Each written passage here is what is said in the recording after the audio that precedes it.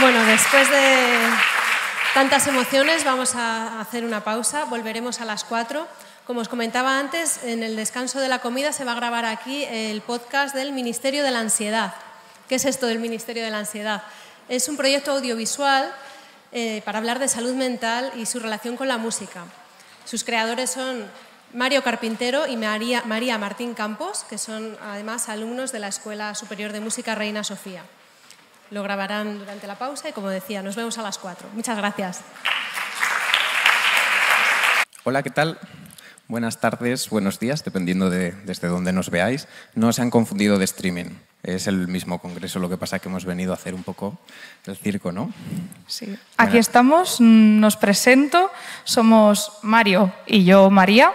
Somos el podcast del Ministerio de Ansiedad.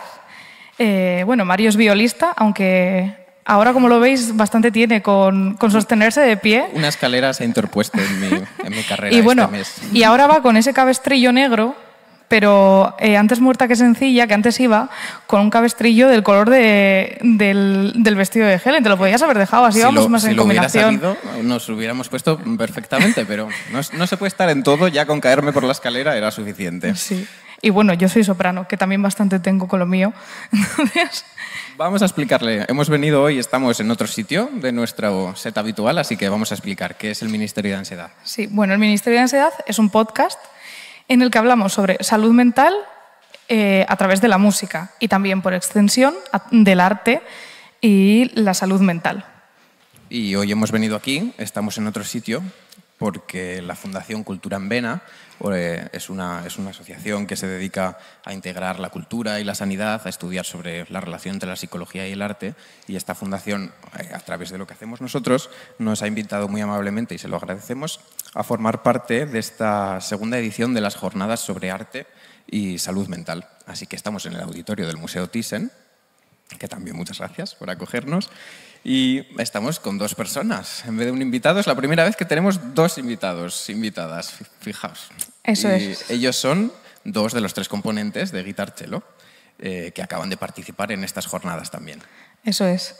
Tenemos con nosotros a Helen, que es psiquiatra, y a Fernando, que es guitarrista.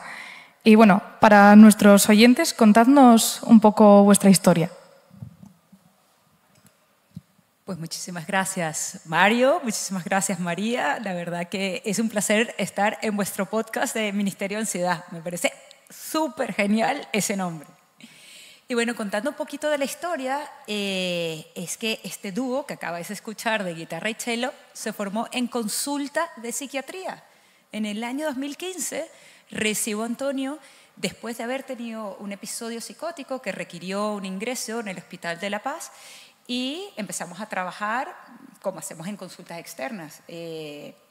Las dosis de medicaciones bastante altas, fuimos progresivamente bajándolas, las sesiones de psicoterapia más frecuentes para posteriormente irlas espaciando. Total que conseguimos lo que usualmente queremos en psiquiatría: episodio psicótico resuelto, el episodio depresivo usualmente que acompaña el episodio psicótico, al darte cuenta de lo que te ha sucedido, resuelto. Antonio regresa a la orquesta, vuelve al Teatro Real, todo esto muy, muy, muy bien, pero se mantiene lo más difícil de tratar. Es lo que se llama el autoestigma. Y son esas voces internas que nos atemorizan, que nos persiguen, son como fantasmas que dicen, ya no valgo. ¿Qué estarán diciendo mis compañeros de la orquesta? ¿Qué posición tengo ahora yo dentro de la familia? Es que Helen, me dice Elena, en consulta me dice Elena. Elena, es que siento que la medicación entorpece mi ejecución en el cello, yo no lo hago tan rápido. Me decía unos nombres musicales que ahora es que estoy empezando a comprender, que si el staccato, que si el piccato, todo eso. Y bueno, para mí sonaba estupendamente, pero quería darle una validez objetiva, que fuera de músico a músico. Y resulta que estoy casada con un músico, pero con un músico del mundo del rock, un músico de Berklee College of Music de Boston, un músico que llenó nuestra casa de 50 guitarras eléctricas. Y bueno, ahí me atreví, algo que usualmente no se hace en las consultas de psiquiatría, es ampliar ese encuadre que tenemos como bastante estrictos, y lo invité a participar como coterapeuta, porque quería que fuera él el que pudiera valorar realmente la ejecución de Antonio como músico. Y resulta que es que no solamente la ejecución estaba impecable, sino que comenzó una relación de amistad mágica entre los dos, donde Fernando le propone improvisar, algo que un músico clásico nunca hace. Un músico clásico, como vosotros sabéis, son unos expertos en leer unas partituras complejísimas.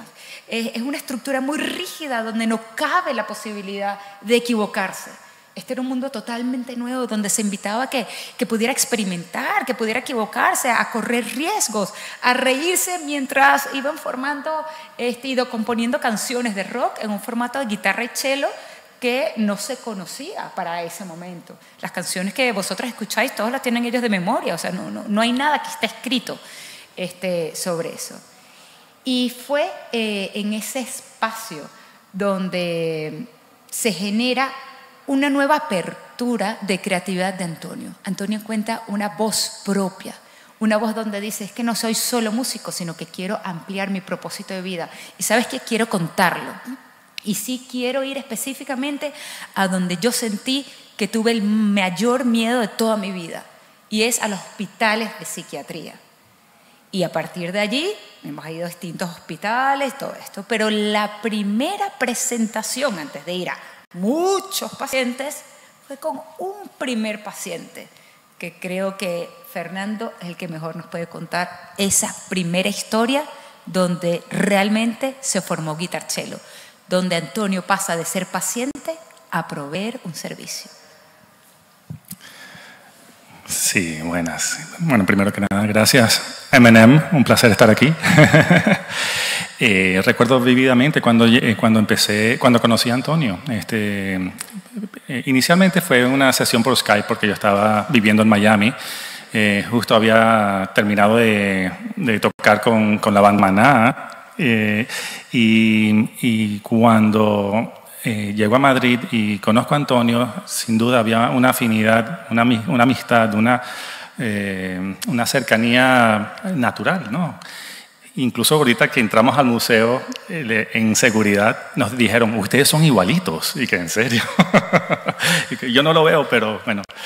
Y bueno, empezamos a reunirnos y él sugiere, ¿por qué no hacemos música? Tú eres músico, yo soy músico, tiene sentido, pero no lo veo claro. Yo nunca pretendería ser un músico clásico, no sabía por dónde abarcarlo y él dice, yo tampoco en el mundo de la música, pero vamos a reunirnos. Y que bueno, por supuesto, claro que sí.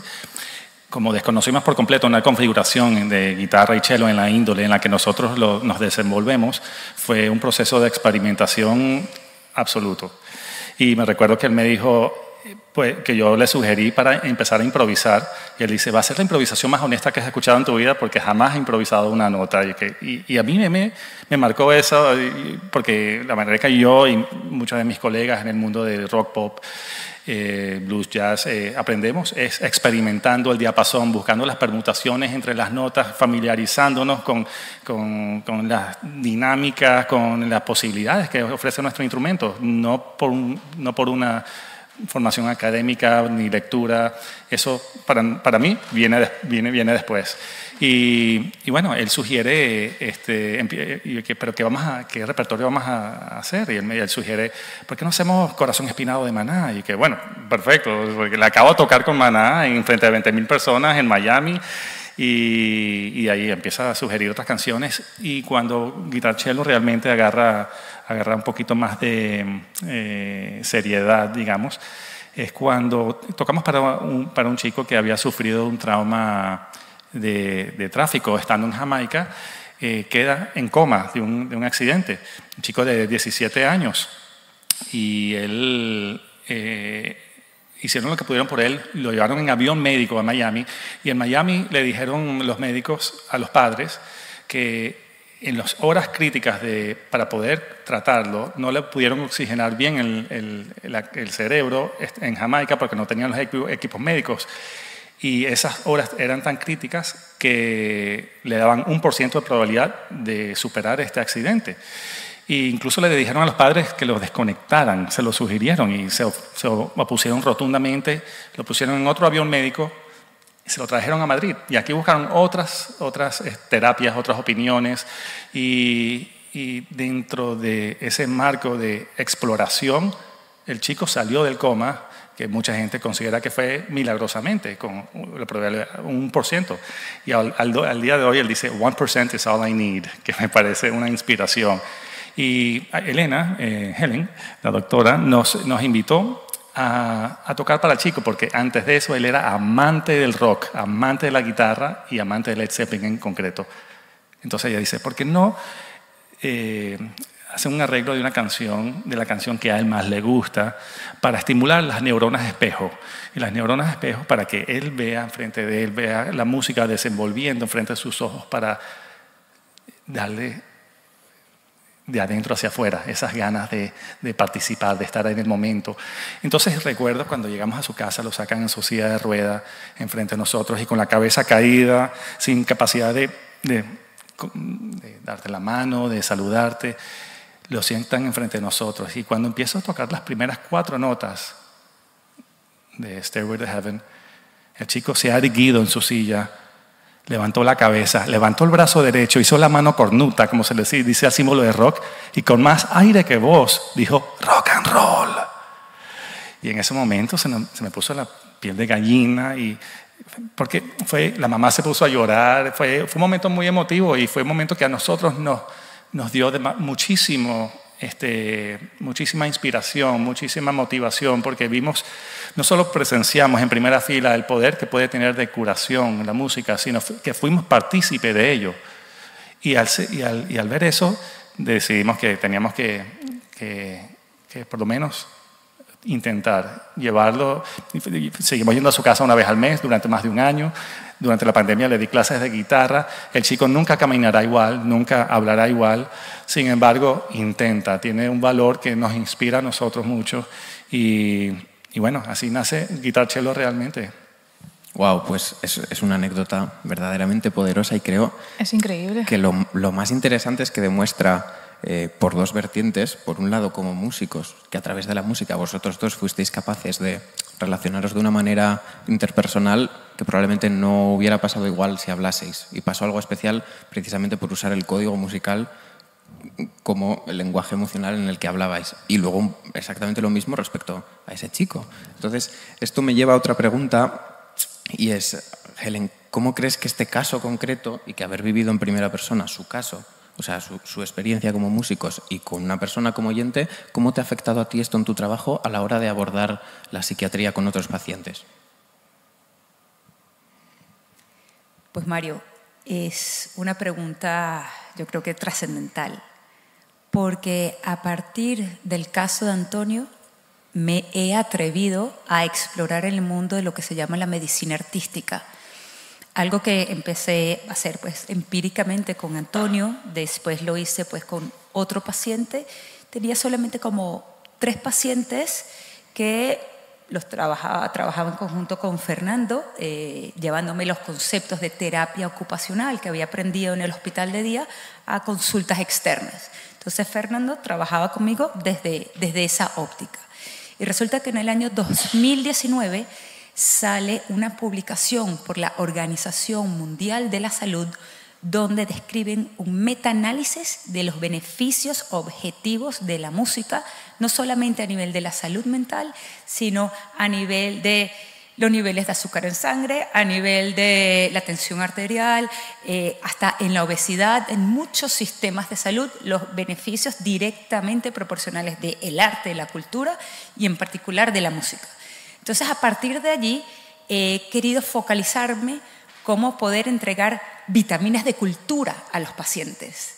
Y sistemáticamente hemos creado un trabajo en conjunto con Fernando que se llama Medicina Artística y cada vez ampliamos más el tipo de pacientes que podemos trabajar en conjunto.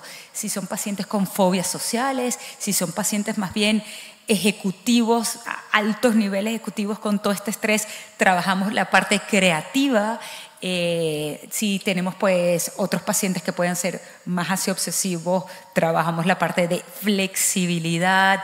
Y bueno, como vimos justamente aquí esta mañana, los pacientes que pueden tener un TCA, de que únicamente tienen esos pensamientos de trastorno de la conducta alimentaria, empezar a ser y sentir que son otras cosas a través del arte. Así que eso es lo que me ha cambiado. Ahora, si tú me dices, ¿cómo te definirías tú? Yo me definiría como una médico psiquiatra, especialista en adultos jóvenes, ese rango de edad de a partir de los 20 años y 50, donde se permite explorar tu esencia, volver a ser lo que eras de pequeño, soñar que si alguna vez tú quisiste grabar podcast o ser el chistoso de la clase, porque no lo puedes hacer ahora, pero hacerlo en un formato profesional como tal. Entonces eso es lo que hemos venido haciendo y sí, ahorita si tú me pones un título por debajo, me sentiría muy orgullosa de decir que llevaría la parte de medicina artística. Y Helen, al principio, ¿cómo se te ocurrió que la música era beneficiosa para el proceso de recuperación de un paciente psiquiátricamente? ¿Qué pensaste? ¿Cómo se te ocurrió? Pues la música puede ser beneficiosa para que un paciente músico se recupere precisamente de todo eso. Pues yo creo que era porque lo que me pasaba a mí. Al llegar a casa siempre con grandísimos problemas, con tantos pacientes, o sea, al final el mundo médico estás expuesto a historias muy difíciles.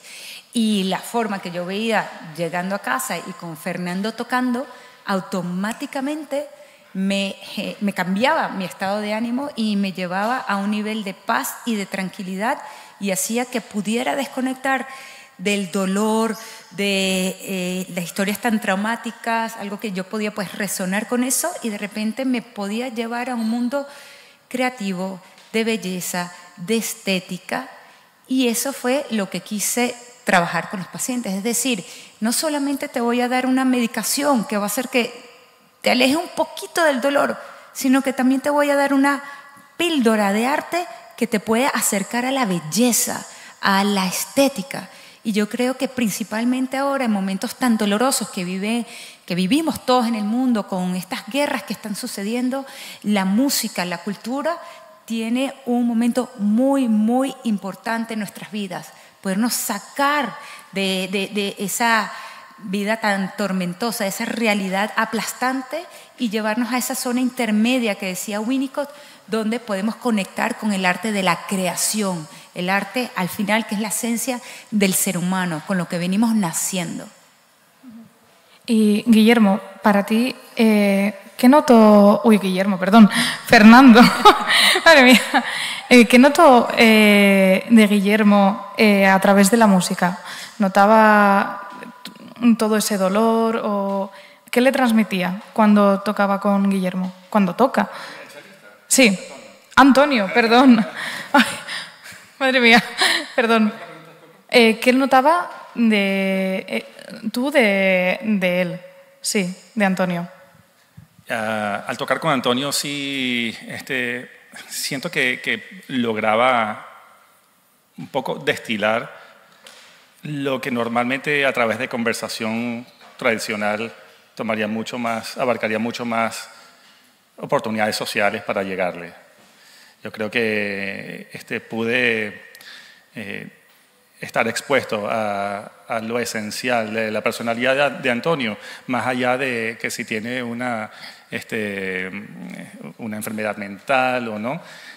Pude ver a una persona generosa, una persona gentil, una persona honesta y eso resonó profundamente conmigo y nos llevó a querer estar más tiempo juntos en esa circunstancia de creación, de exploración musical y el lenguaje musical como tal es mucho más que sonido. Yo creo que muchos de nosotros tenemos una idea muy genérica, muy general, muy ambigua de lo que eso significa y de lo que eso implica. Sin embargo, el cerebro es una fábrica nuclear de bioelectricidad y esa bioelectricidad es medible de la misma manera que el sonido. el sonido es medible en hertz. Y mientras más aguda la frecuencia, más pequeño es el periodo de la onda sonora. Mientras más grave la frecuencia, más amplio.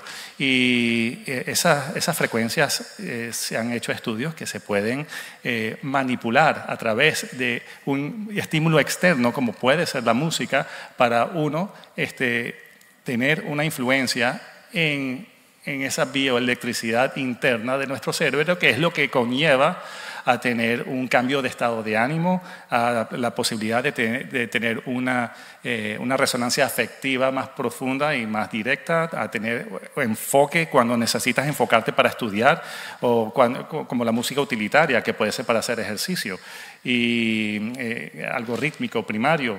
Entonces, creo que me fui un poco más allá de tu pregunta, pero por ahí va. Y lo que estás diciendo a mí me lleva a preguntarnos, por ejemplo, tú como psiquiatra has usado la música dentro de la consulta. Muchas veces nosotros como músicos usamos la psicología, la salud mental, no tanto el lado clínico, pero este tema dentro de la programación como hilo conductor de música, de compositores, de emociones que nosotros nos encargamos de transmitir. Pero es bastante difícil y siempre está un poco la frontera entre formatos de dónde acaba la consulta clínica, dónde acaba la frontera del concierto. Entonces, en vuestra forma que habéis encontrado de juntar ambas disciplinas, me gustaría saber qué ideas se os ocurren para materializar en la vida diaria, consulta, conciertos, exposiciones, este tipo de jornadas, qué maneras concretas hay de conseguir integrar las dos disciplinas. Pues yo creo que justamente eventos como hoy hacen el objetivo que queremos, es derrumbar esas barreras de lo que es el estigma de la enfermedad mental. Y no solamente es el estigma hacia el paciente, que usualmente, bueno, el estigma está compuesto por 3 componentes. Son la parte de los estereotipos, que son los pensamientos, los prejuicios que ya tenemos previamente de cuidado con ese paciente, puede ser peligroso, no te fíes de él, puede ser impredecible. Esa es la parte de los prejuicios que ya tenemos. Después entra la parte emocional, que aunque nosotros digamos, vale, no tenemos prejuicios, pero la parte emocional, mejor vamos a rechazar, me da un poquito de miedo, vamos a mantenerlo aquí a la distancia. Y la tercera parte es la conducta. Lo que hacemos de, no, mejor no voy a salir con él y me voy a hacer muy amigo de él. O no, si me gusta, prefiero que no sea mi novia porque no sabemos cómo va a terminar. Compañero de piso, ni de casualidad, yo no le voy a alquilar. Contratar a esta persona. Entonces, esos son los 3 componentes del estigma. Pero resulta que hay un cuarto, que es el que estuvimos hablando aquí, que es el autoestigma. Es el componente que el propio paciente se siente y se aísla él mismo porque dice, ¿qué van a decir mis compañeros, mis amigos? No, prefiero no ir a acercarme.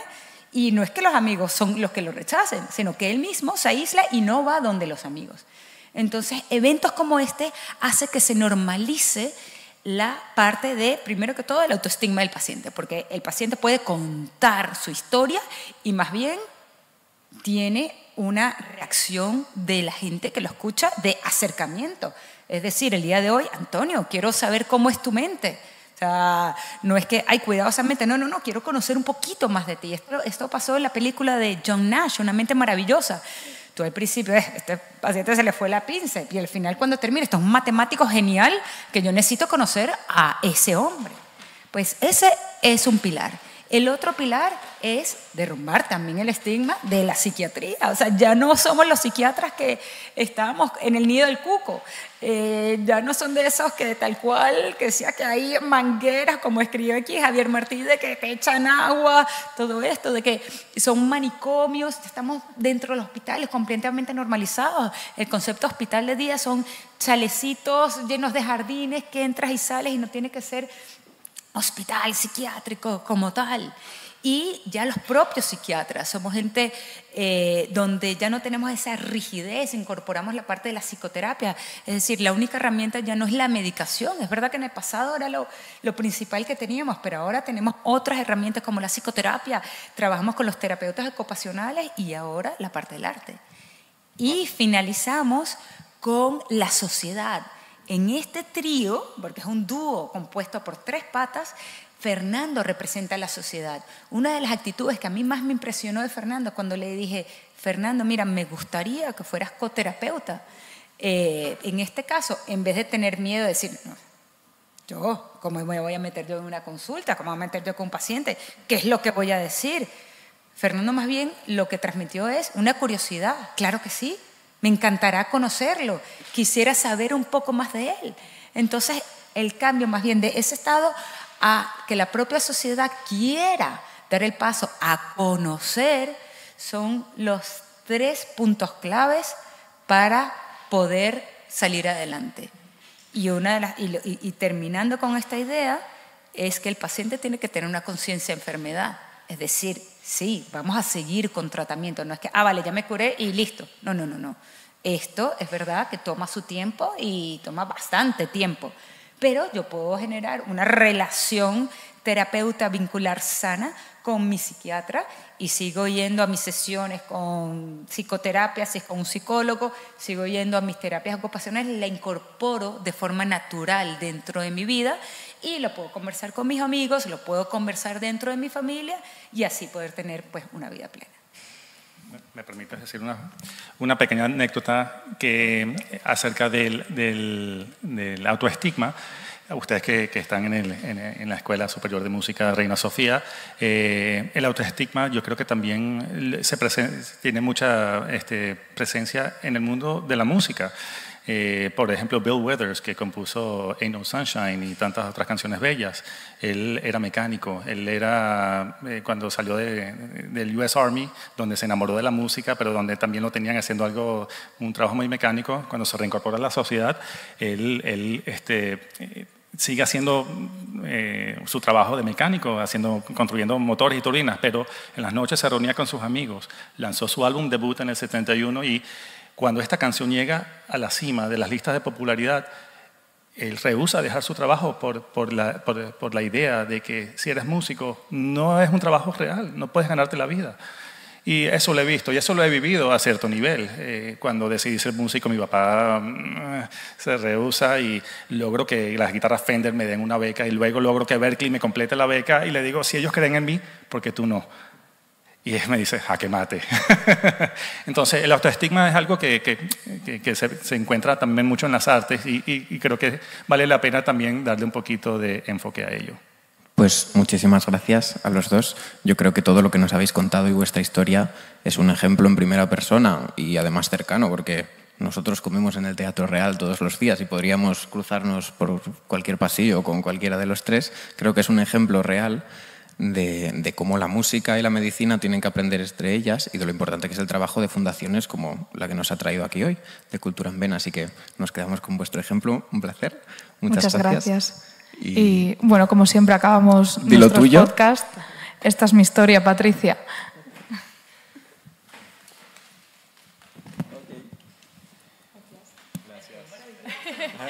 Se nos han quedado preguntas. ¿Cómo? Sí, claro. Pero un poco allí, porfa, que vamos... Si viene aquí otro paciente, viene otro... Claro, viene ahora... Por arriba. Todo tuyo. ¿No crees que ese estigma viene del miedo o la falta de información de la gente frente a esos diagnósticos, ya sean mentales o cognitivos? La historia de la lucha del estigma también ha sido en 3 fases. Sí. Vale. La pregunta justamente que me habías hecho era que si la desinformación era una de las fuentes de que generaba el estigma. Pues efectivamente, eso es lo que siempre se pensó. Y por eso el primer paso de la lucha contra el estigma fue la protesta.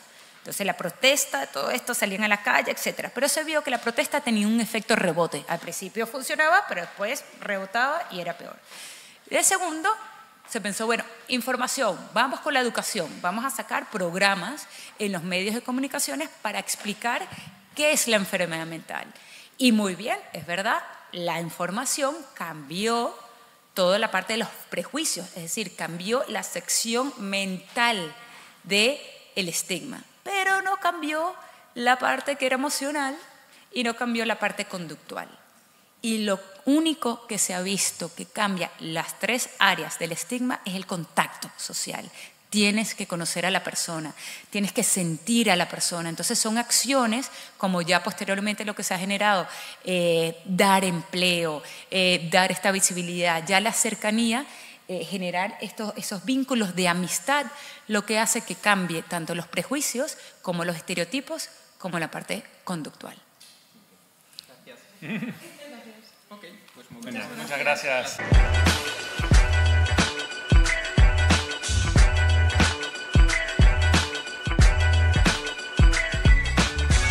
Estamos con Chus Gómez, psiquiatra, y bueno, nosotros nos vamos a presentar también a ti.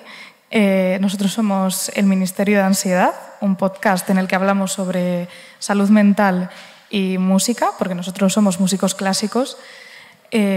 Mario es violista y yo soy soprano, aunque ahora Mario no puede hacer nada, como está con el brazo en cabestrillo. Justamente no voy a tocar, pero hablar puedo. Puede hablar un poco más. Y bueno, eso, hablamos sobre salud mental y música, sobre arte y música y bueno, el poder que tiene el arte en la salud mental. Y nuestra idea de proyecto nace de la Escuela Reina Sofía de Música y intentamos siempre acceder a la música, sacar las emociones que están transformadas en ese código de sonidos y relacionarla con la vida que todo el mundo pueda entender, para de esa manera descodificar un poco la música clásica y acceder a su contenido emocional, digamos. Entonces, vamos a intentar tener una conversación que mezcle psiquiatría, la vida misma y música, un poco de todo junto. Pero antes, cuéntanos quién eres y te conocemos. Bueno, muchas gracias entonces a los dos, a María y a Mario, músicos, por lo que veo. Y yo os cuento un poquito a qué me dedico, ¿no? Me llamo Chus, como habéis dicho, Chus Gómez, soy psiquiatra, soy psicoanalista y trabajo en un hospital dedicado a la rehabilitación psiquiátrica. Un hospital que tiene 70 camas, con 3 unidades distintas, abiertas, 2, una que puede estar abierta o cerrada, en donde hay personas con grave sufrimiento psíquico en general. Es un hospital muy vivo que pertenece a la red del Sergas, es decir, del Servicio Galego de Saúde, en la provincia de Ourense, y somos la referencia para todo el área sanitaria. ¿Qué más queréis que os diga? Venimos de una historia en donde hemos salido de una institución y hemos llegado a otra, hemos creado otra institución distinta y en eso todavía estamos, ¿no? ¿Qué es básicamente lo que nosotros pretendemos hacer o cuál es nuestra filosofía del trabajo? Nuestra filosofía del trabajo en relación a los pacientes a los que atendemos, primero es acogerlos, ¿no? Hospital viene de hospitalidad y intentamos que los pacientes se sientan acogidos. Cada uno en su singularidad, es decir, nosotros no aplicamos protocolos para entrada en el hospital. Nuestros compañeros nos dicen alguien necesita ser ingresado y no hay lista de espera. Puede ser que no haya cama o que la haya, pero si la hay, va a ingresar. Y luego intentamos que, dependiendo lógicamente de la valoración psicopatológica que hacemos del paciente, dónde debe de estar ubicado. Si en ese momento puede estar autónomo y atendido, pero autónomo y circulando por el hospital y por el exterior y todo eso va a estar. Y si necesitara de unos cuidados más intensos en donde no puede estar en una unidad abierta, pues estaría en esa que tiene una puerta que abre y se cierra. Es un hospital que pues tiene terapeutas ocupacionales, trabajadoras sociales, enfermería, psicología, auxiliares psiquiátricos, etcétera, etcétera, ¿no? Con mucho personal. ¿Qué más deciros? Bueno, pues que esta particularidad de que nosotros un poco no intentamos que el paciente se adapte a la institución como al lecho de Procusto y luego le cortamos lo que sobra, ¿no? Nosotros intentamos que sea un poco al revés. Es decir, es la institución la que tiene que acoger al paciente y la que tiene que buscar cuál es el mejor lugar incluso para él, con quien va a compartir en la habitación, si ya ha estado más veces y ya ha hecho transferencia con nosotros y con el espacio, pues lo vamos a ubicar allí si se puede, es decir, un poco en este sentido. La orientación teórica, aunque somos psiquiatras y psicólogos, y utilizamos los fármacos, lógicamente, si es necesario utilizarlos, pero la orientación de nuestro trabajo es psicoanalítica. Vale, entonces trabajamos un poco desde ahí, que es lo que orienta todo nuestro trabajo. Antes, en la primera mesa, cuando estuvimos por la mañana, pues se ha hablado de un proyecto, es un proyecto que tiene que ver, pues dentro de otros proyectos que fuimos haciendo en el hospital, pues es un invento. Pero es un invento que, como decía, nosotros tenemos talleres de terapia ocupacional, pero esto no es un taller de terapia ocupacional, ¿no? Sino es un espacio de arte, de creación libre, en donde hay 2 directores artísticos que se encargan de proveer que haya material, de un poco sostener el deseo de la gente, pero que el trabajo en el taller está totalmente acompasado con las consultas clínicas psicoterapéuticas. Es decir, realmente es un laboratorio en donde nosotros extraemos el saber que nos aportan los pacientes en la función que tiene la creación para ellos, ¿vale? Entonces, eso se va a ver en la creación sin hacer ningún tipo de interpretación. Es decir, no se trata de interpretar el arte, ¿vale? El artista, como los poetas y como toda la gente que se dedica al arte, va un poco por delante de los clínicos, ¿no? Ya lo dijo Freud hace mucho tiempo, ¿verdad? Dijo, escuchemos a los poetas, ¿vale? Que saben más de las pasiones que nosotros. Es decir, y que un poco, como decía también antes a la mañana, y hablaba un poco, bueno, de la cuestión de nuestra formación teórica, que acompaña pues, nuestros seminarios, el estudio de la locura, Lacan, etcétera, etcétera, pues lo que ocurre es que nosotros trabajamos y estudiamos desde ahí, ¿no? Que es un poco, no sé si os vale para, bueno, es un invento entre varios, ¿no? Y es que esto justo que acabas de contar me va a hacer hacerte una pequeña confesión. Y es que cuando María y yo hemos estado preparando este episodio, pues lo primero que hicimos como buenas personas generación Internet es buscar tu nombre en Google y nos salió ese fragmento en el que tú cuentas en una conferencia cómo tratas de responder a la pregunta ¿cómo hablar a los locos? Y lo primero que cuentas 10 segundos de vídeo después es que antes de sentarte con esa pregunta saliste de casa y bajaste a una librería. Y de esa librería saliste con 5 libros de poesía. Entonces, justamente esa manera de responder, de explicarnos cómo vives en tus carnes como una persona que no separa la existencia en su lado psiquiátrico y su lado personal, sino que cuando tiene que pensar en este tipo de emoción está interconectado con todo lo que es su vida, su existencia, no siempre colocada en parcelitas, colocadas y relacionando a través de tu propia experiencia tu lado psiquiátrico y tu lado personal, poético, artístico. Esto nos interpeló un montón a nosotros porque digamos que es lo que nosotros hacemos también como músicos, no separar nuestra propia psique de la emoción, sino trabajar con ella. Entonces, esto nos llevó a una pregunta desde el lado más personal. ¿Cómo vives en tu día a día como psiquiatra esta relación entre el arte y las emociones? Un poco entre la poesía que fuiste a buscar ese día en la librería y la pregunta que intentabas contestar.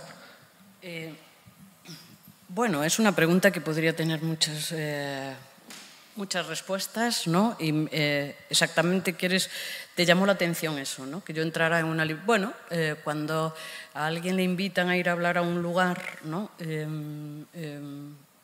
Sobre algo en lo que supuestamente sabe mucho o debiera de saberlo, ¿no?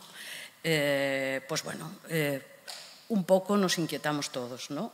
La pregunta no era muy fácil, ¿no? La pregunta de cómo se habla con los locos es una pregunta realmente complicada, ¿vale? Entonces, eso no está no está escrito en ningún libro de psiquiatría de los que usamos al uso, ¿no? Es decir, cómo hablar con alguien, cómo establecer una relación con alguien, cómo hacer un lazo con alguien. Y es una particularidad mía. Yo, para poder escribir algo, necesito, bueno, me pongo delante de la biblioteca o voy a la librería, miro en los lomos de los libros y busco un significante, ¿no? Que me permita que de alguna manera, claro, yo creo en el inconsciente. Si no creyera en el inconsciente, pues...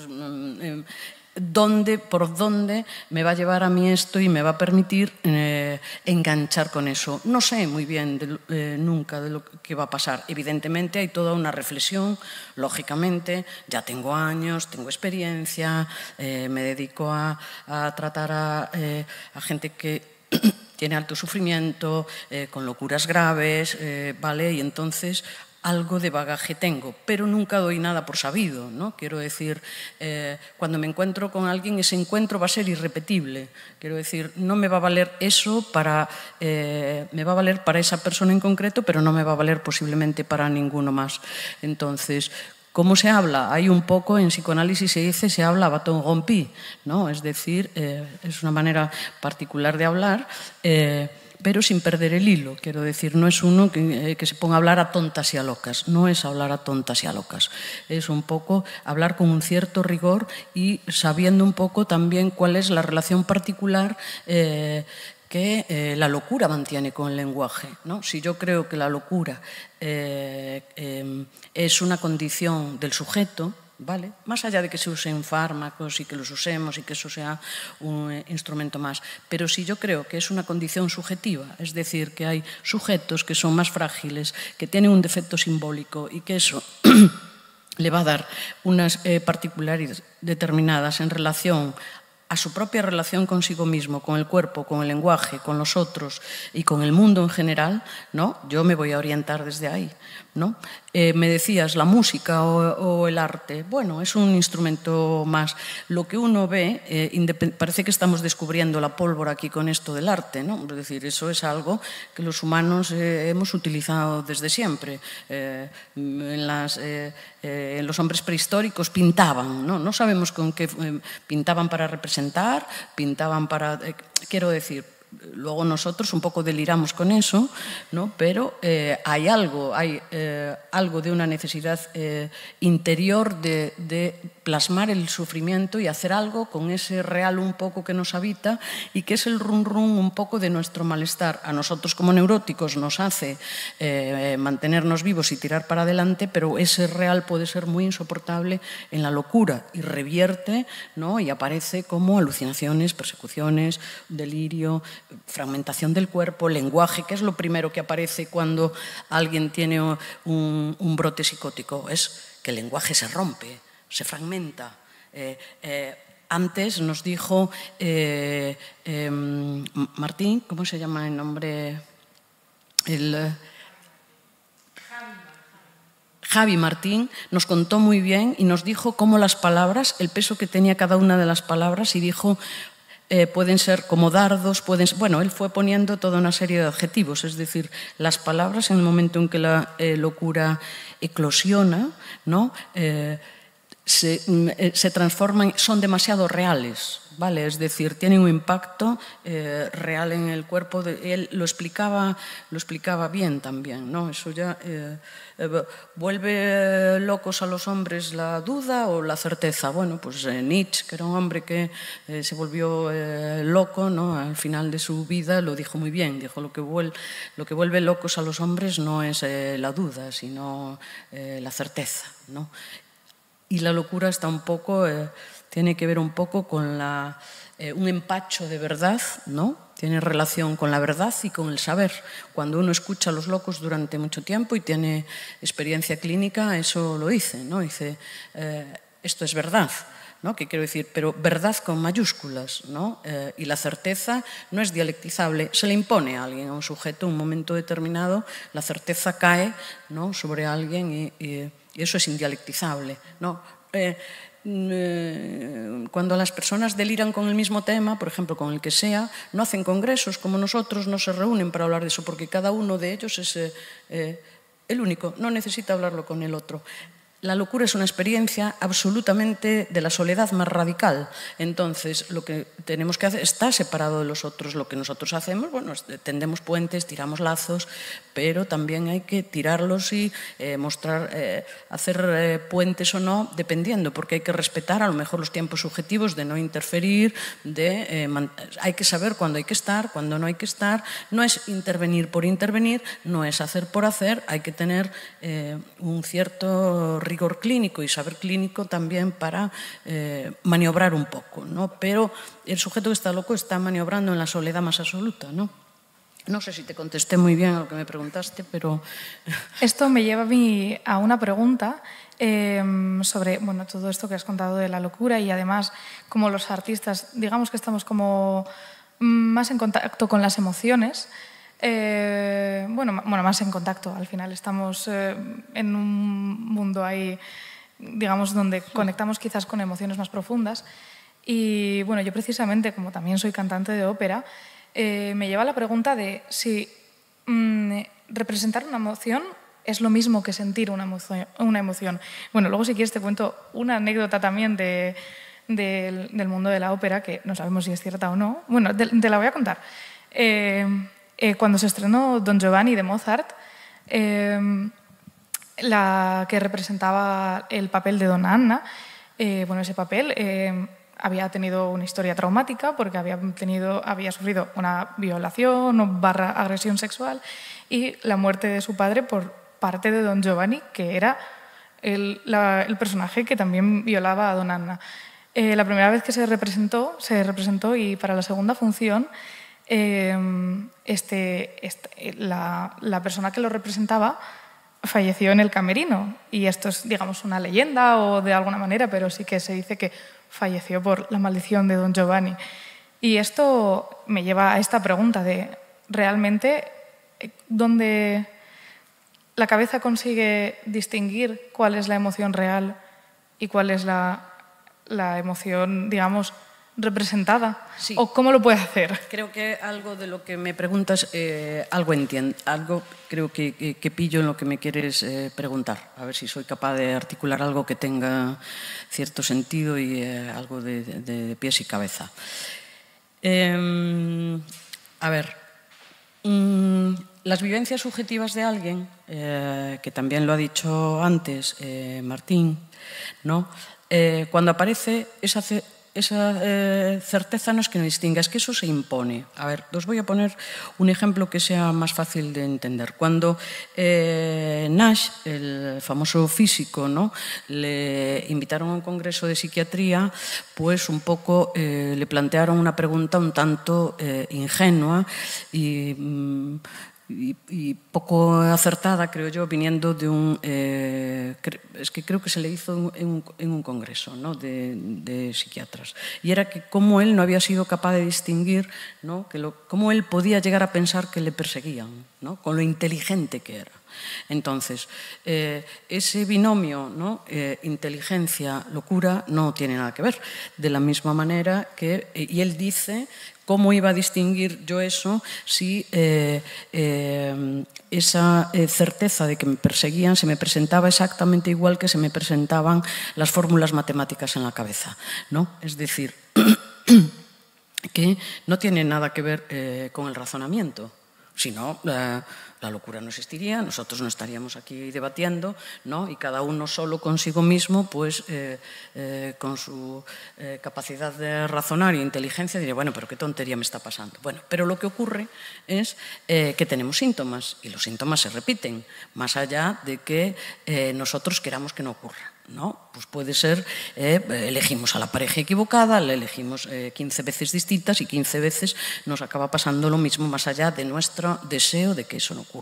Es decir, que como somos seres que estamos divididos, ¿no?, porque la propia Constitución y el mero hecho de hablar nos divide subjetivamente, pues por eso hacemos síntomas. Los síntomas pueden ser síntoma entendido, como yo lo digo, es aquello que se repite sobre lo que uno se hace una pregunta. A lo mejor no se la hizo exactamente, pero algo le hace pensar por qué estoy repitiendo esto, ¿no? Porque, bueno, yo quería que fuera así, entonces antes había elegido aquí, ahora voy a elegir allá, pero resulta que vuelvo a meter la pierna en el mismo sitio y vuelvo a tropezar. Vale, porque eso tiene que ver con algo propio de nuestra condición que se repite sin que nosotros sepamos, ¿no? Y hasta que uno no encuentra de alguna manera ese nudo que articula eso que está en juego, vamos a estar en la repetición, ¿no? Freud fue el primero que se dio cuenta de que el alma, la materia del alma eran las palabras y con las palabras se construyen los síntomas. Fue lo que él descubrió, ¿no? Es decir, eso fue lo que Freud descubrió. Entonces, nuestros síntomas o son construcciones del lenguaje, ¿vale? Y es desde ahí, desde donde hay que trabajar. Entonces, para cada uno, evidentemente, eso es algo absolutamente singular. Los hermanos nacemos todos de los mismos padres, y es que somos de los mismos padres, compartimos el 99,99% del material genético, pero cada uno acaba siendo de su padre y de su madre, ¿verdad? Porque son padres y madres distintos. Si yo hablo de mi madre, hablo desde un determinado lugar; si hablo de mi padre, hablo, y mis hermanos hablan desde otro lugar. ¿Por qué? Bueno, porque nosotros estamos implicados en lo que ocurre, en lo que hemos decidido escuchar, no escuchar, olvidar, responder o no a los ideales y a la pregunta que todo neurótico se hace, que es ¿qué quiere el otro de mí? ¿No? Que no, y cada uno la responde con su neurosis, ¿no? Y esa neurosis puede ser exitosa o en un momento pues, estalla y hace síntoma, como lo hace cuando ocurre una psicosis, ¿no?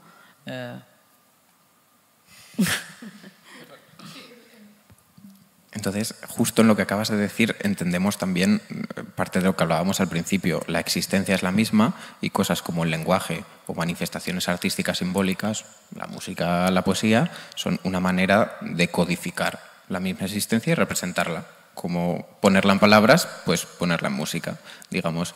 Lo innombrable, yo creo que de alguna manera lo innombrable y lo difícil, allí donde no llegan las palabras, a veces viene el arte a suplir eso, ¿no? Es decir, hay cuestiones en juego en la vida y en la manera de relacionarnos con otros que no, la palabra no llega, la palabra siempre es no toda. Yo podría estar aquí hablando, podría poner la cámara, nos congelan aquí, seguimos hablando 3 meses, no acabamos porque nunca hay la palabra final para poder concluir, ¿no? Entonces, el arte también es una manera de tratar esa cuestión de la imposibilidad de cerrarlo todo, ¿no? Y se trata un poco de eso. Tú cuando, supongo que tocas una pieza, tú estás implicado cuando tocas esa pieza, ¿verdad? No eres de inteligencia artificial y entonces lo lees. No, es que tú estás ahí en ese momento, con ese estado de ánimo, con eso que está en juego, con quién ha venido, con quién no, a quién te diriges tú cuando tocas, etcétera, etcétera. Se desplegaría todo eso. Yo, cuando estoy con un paciente, también estoy implicada de esa manera, no de esa manera, pero formo parte. No es las cosas van bien porque yo lo hice bien, van mal porque el paciente no hizo. No, uno no da consignas, ¿no?, en un tratamiento, sino que acompaña y dirige una cura. Y hay que saber desde dónde se está y hacia dónde vamos, ¿no? Y también hay que saber que hay imposibles. O sea, uno tiene que hacerse cargo de que, bueno, por mucha buena intención que haya, porque entonces con buenismo, cariño y no sé qué, pues resulta que las cosas no van así, ¿vale? Porque hay una cosa que se llama el goce de lo inconsciente, que nos hace repetir, y allí donde, aunque suframos y deseemos conscientemente salir, no podemos sacar la patita, quiero decir, o sea, que no todo es el razonamiento. Eso es, hay que creer de alguna manera en el inconsciente. Si no se cree en el inconsciente, entonces eso no tiene valor, ¿no? Pero yo hablo desde aquí, no puedo hablar desde otro lugar ni desde otra posición teórica, y eso lo confirmo en la clínica, ¿no? Cuando yo estoy en la clínica cada día, y no lo confirmo en los pacientes, lo confirmo en mí misma. No tengo que ir al otro para verlo porque yo tengo síntomas como los tenemos todos, ¿no? Sin más. Pero precisamente por eso, al estar más allá de la palabra, la representación artística, ¿hay algún estudio o algún abordaje desde la psiquiatría para saber ese más allá qué límite tiene? Y me refiero a conceptos, por ejemplo, muy románticos como las somatizaciones de cosas estéticas, el síndrome de Stendhal, que alguien pueda llegar a tener una...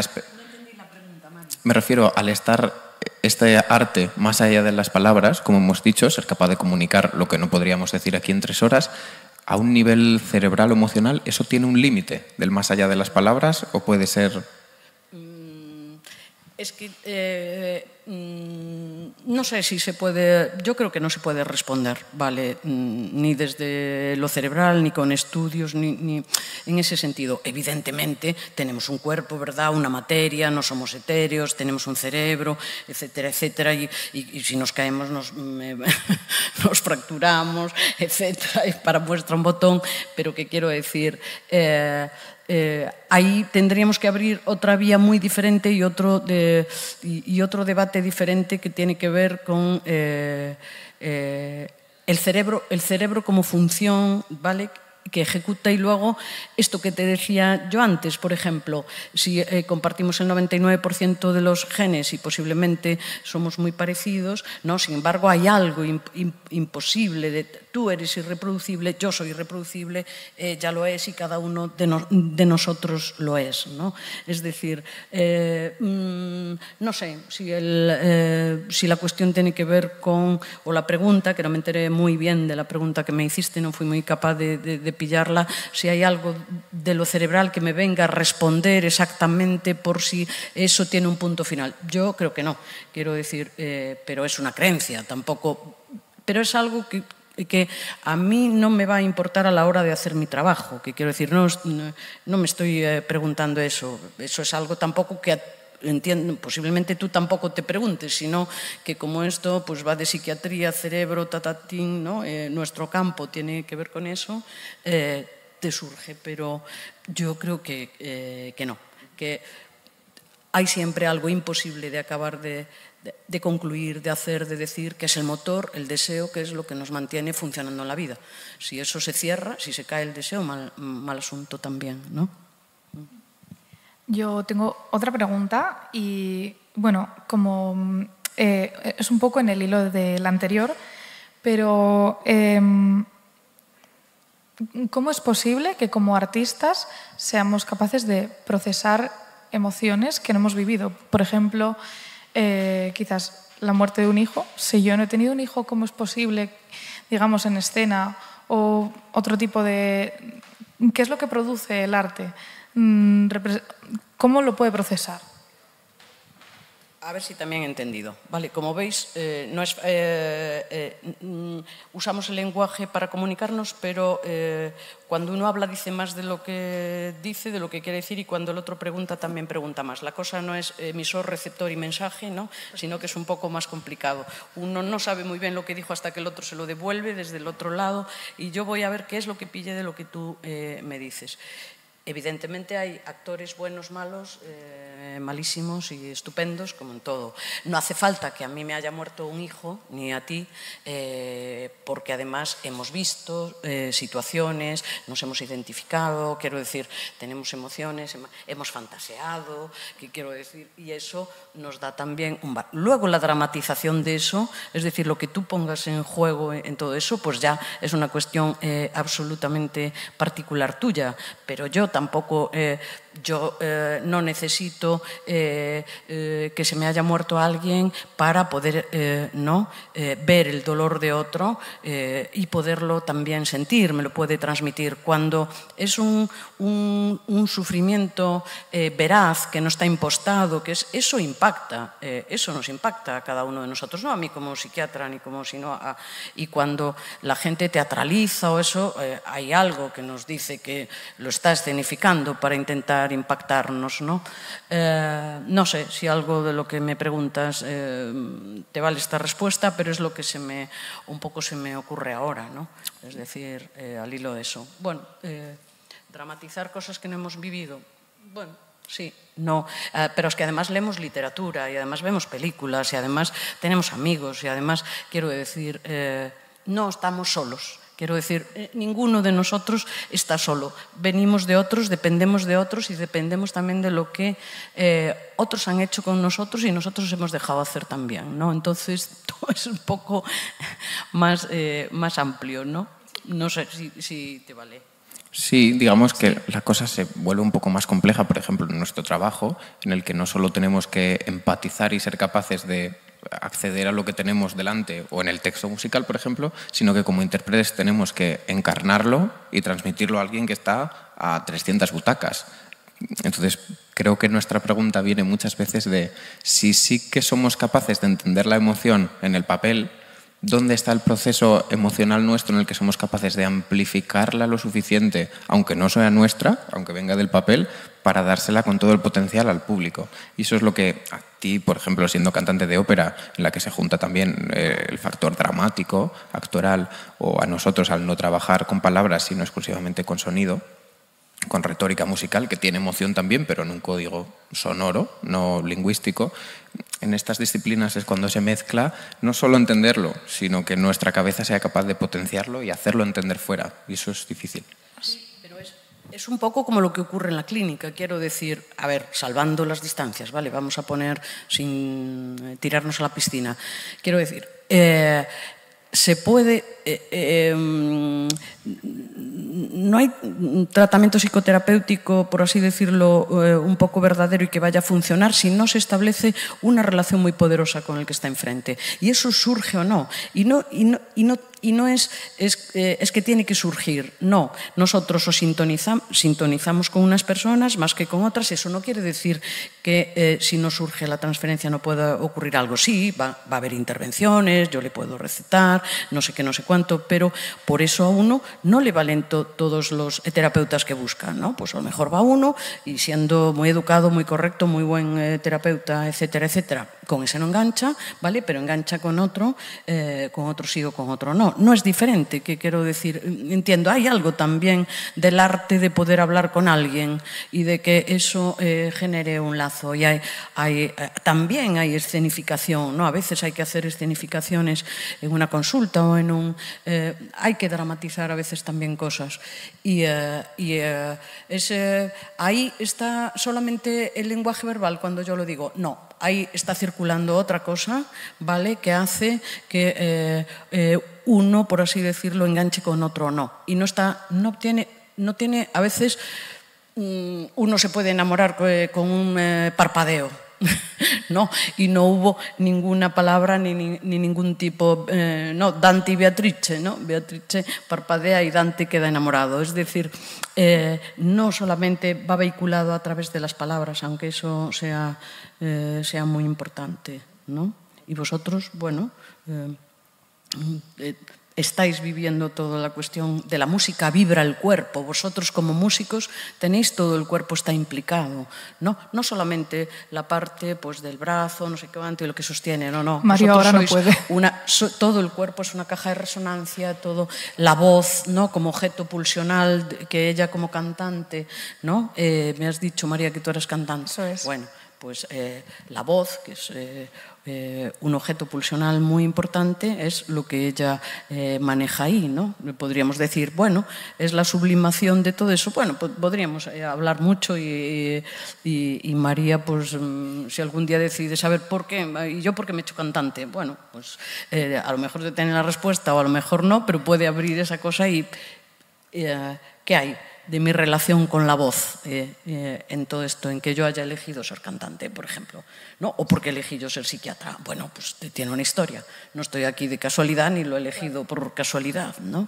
Es decir, yo estoy implicada también en esa elección, evidentemente, y formo parte del síntoma del otro también cuando viene a mi consulta. No es si le va mal, mala suerte, y si le va bien, buena suerte. No es así, es un poco más complicado. Si no, habría máquinas expendedoras, ¿no? de fármacos, clasificaciones de pacientes, y van allí uno, una especie de cómic un poco automatizado, de cada uno, un poco robotizado todo. No. Cuando además el mejor fármaco o lo mejor eso es uno mismo según cómo se administre y de qué manera se administre, ¿no? Yo lo pienso un poco así. Y tenemos que ir cortando, pero antes quería hacer una pregunta que se aleja un poco de todo esto e intento concretar en la realidad. Estamos hablando de emociones, estamos hablando de manifestaciones artísticas, la ópera, la poesía, la música, por ejemplo, que tienen un componente de complejidad, de que requieren una atención, una codificación de un código, dedicarle un tiempo, entenderlo, dedicarle un tiempo a esa manifestación en concreto, leer un libro, ver una ópera entera.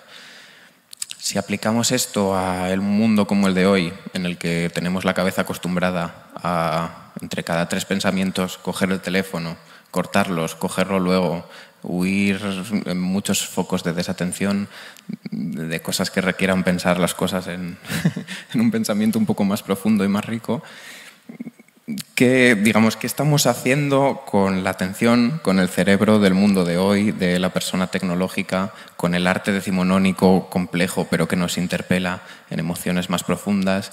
¿Cómo crees que el cerebro en un mundo como el contemporáneo, digamos que está tratando la emocionalidad y la conexión con el arte? Yo no puedo hablarte del cerebro, no te puedo responder desde ahí porque, primero, ni tengo conocimientos como para decir, sino yo voy a hablar un poco de otra cuestión que sería la subjetividad de la época, ¿no? Es decir, en cada época que existe un discurso social, que existen unas maneras, unas formas. Bueno, no hay que retrotraerse a la época de las cavernas para saber que desde hace no mucho, ¿no? Vivimos en una especie de aceleración constante, el mundo es muy rápido, también lo decía otro colega aquí por la mañana, ¿no? No te dedico el tiempo suficiente, es decir, corriendo a dónde y para qué, ¿no? Evidentemente, estamos aquí con el teléfono, ahora no sé cuánto, dentro de un cuarto de hora tenéis que cortar porque tal, mandamos un WhatsApp, ¿no? Que eso deja una huella seguro en el funcionamiento cerebral, segurísimo. Segurísimo. El otro día, no sé qué estaba yo leyendo y pues era un artículo que hablaba de la... Fíjate, esto sí que es de la cuestión cerebral. ¿Qué cantidad, no? El cerebro fija mucho mejor, la memoria funciona mucho mejor si cogemos un bolígrafo y un papel y hacemos notas, que si no lo hacemos, ¿cómo se llama? Digitalmente en esto, ¿no?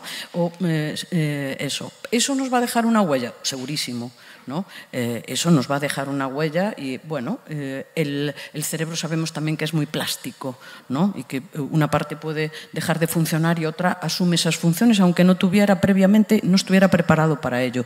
Es decir, pero la subjetividad como construcción discursiva es distinta ahora o está cambiando. Pues sí. Yo creo que sí, y eso se refleja también en los síntomas que hay, ¿no?